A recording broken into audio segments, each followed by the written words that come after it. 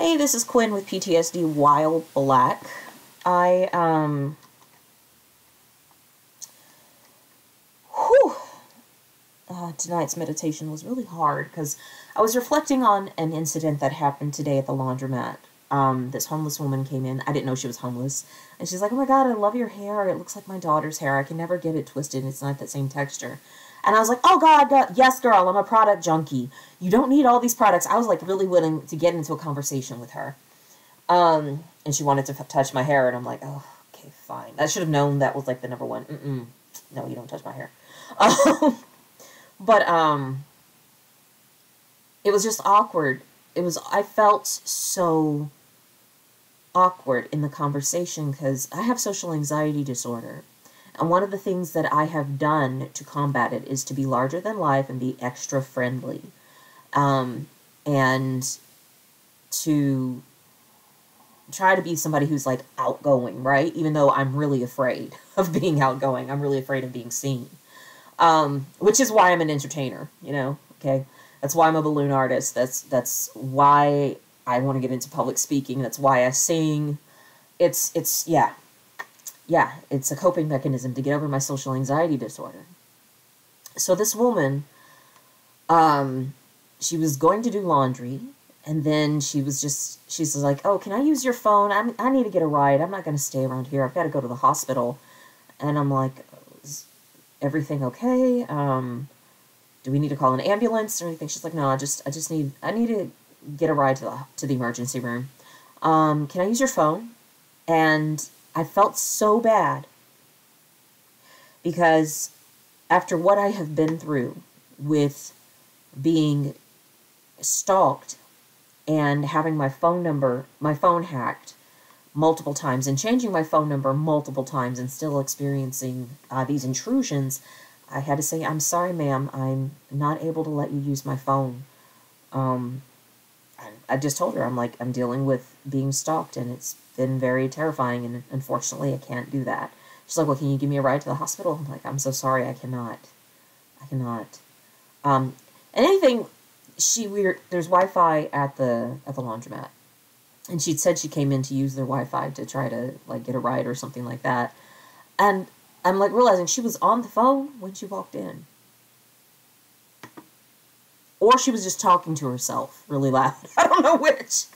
But the feelings that came up in me, and that's what I'm processing tonight, the feelings that came up into me is that I really just do not like how this situation with these toxic individuals has changed me from being a trusting and outgoing person.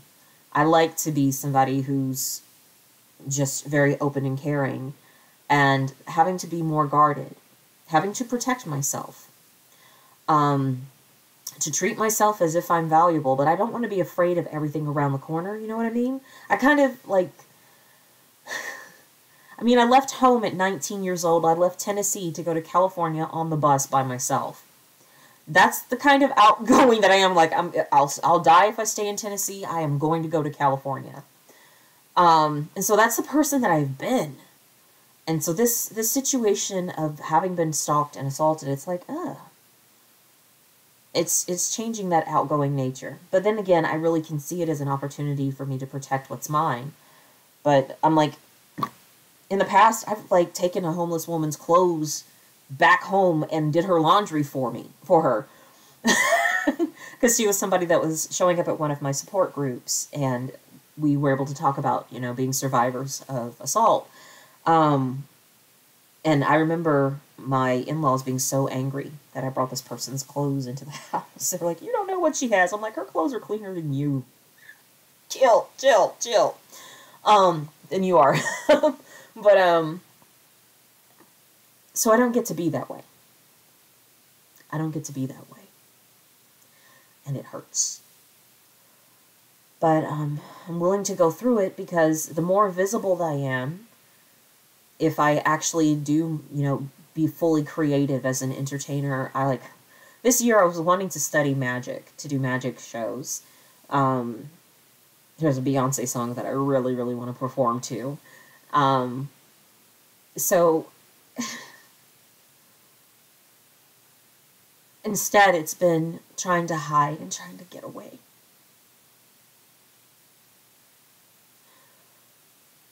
Trying to get away from this behavior. And it feels like I'm getting away from who I was. And I'm hoping that the situation can be transformed for the better. And I think I am being transformed for the better because I need to protect myself. I don't. And no one else is going to protect me. No one else is going to protect me. And I think it's Malcolm X who says the most disrespected and least protected person in America is the black woman. And I have not protected myself. That's how I got into this situation, from being overly trusting and overly loving. At the same time, in the meditation is for me to still be fearlessly loving is my goal. That's who I am, and I have to embody that fearless love. Knowing that the world is what it is. So, I think in an earlier video on a live, I talked about being a gazelle, knowing that I'm a gazelle, and that there are lions that are trying to eat me. I'm a gazelle with a pink afro. And a purple tail, and some yellow horns. I mean, like, I stand the hell out, you know what I'm saying? And yeah, the lions are going to come for me. And I'm going to have to learn to kick them in the face or to run with the herd and not be at the back trying to make peace with lions.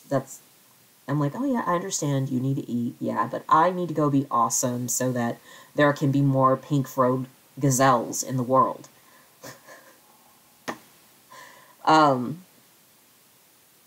So it hurts. I need to grieve it. I need to grieve this change. Some of the things that I'm grateful for, it is transforming me to ask for love in the way that I want to be loved. And now that having been violated in this way, knowing that love for me now needs to include protection. And I have to ask my partner to protect me, or those who want to be part of my life to help protect me, because I will help protect them as well. So it's just helping me to identify even more of what love means for me and what do I need from my community. And of course, to stop being the pink afroed gazelle and hanging at the back of the herd. Because I'm like, oh, you know what? You guys are probably going to get eaten, so I'm just going to hang out with you so you don't feel so bad about that. That's what I do. That's what I do. I find people who are going through really challenging situations, and instead of me going and being with the people that are where I want to be in life or are ahead of me and I'm scared of doing what they're doing, I tend to stay back to try to uplift other individuals who sometimes are not really putting that much effort into their own lives. And it's just killing me. And the world needs my fearless love, and I have to protect my fearless love. So, that's a lesson. It's a lesson I'm getting today. And, yeah. I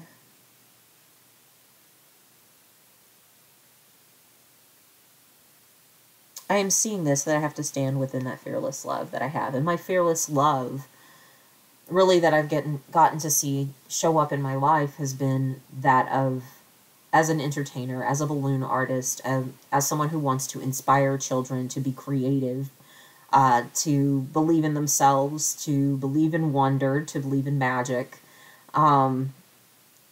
It's that love, teaching people to love themselves and to love on themselves. So I guess if I start working on loving on me, then maybe that's the way to teach people to love themselves versus just being an entertainer, versus just being a hypnotherapist, which that's a whole reason for being a hypnotherapist is I'm wanting to help people to love themselves enough to get beyond their fears. But yet, I haven't practiced in years because of the brain injury and the fear of maybe not doing it perfectly. So, yeah, I've got some work to do. First things first is stop hanging out at the back of the herd. I don't know if I can dye my pink afro as a gazelle, and I don't think I want to saw off my horns. I want to be me, but alive to thrive as me, and to make a space for other pink afro gazelles. I don't know what that's going to look like, but I'm willing to see it. I'm willing to be open to have that experience in my life, to fully show up as me. Yeah. Till next time. Peace.